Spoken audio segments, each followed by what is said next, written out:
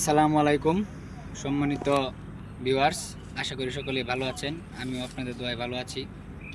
আমি আজকে আছি আমাদের ড্রাগন ফলের বাগানে। ড্রাগন ফল গাছ এগুলো আমরা ছাঁটাই করব। এগুলোর বয়স হয়ে গেছে অনেক দিন, আবার নতুন চারা রোপণ করব। এর ভিতরে একটা মালটা গাছ আছে।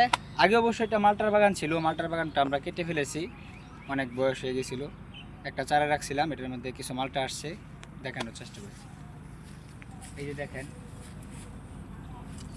এই যে গাছে মালটা ধরছে, সবুজ মালটা, এটাকে বলে সবুজ মালটা। একটু দেখানোর চেষ্টা করছি। এই যে দেখেন, সবুজ মালটা। এটা অল্প কিছু দিনের মধ্যেই এটা একদম হলুদ রং ধারণ করবে আর কি। তো সকলের দাওয়াত, সকলে আমাকে সাপোর্ট করেন। আসসালামু আলাইকুম।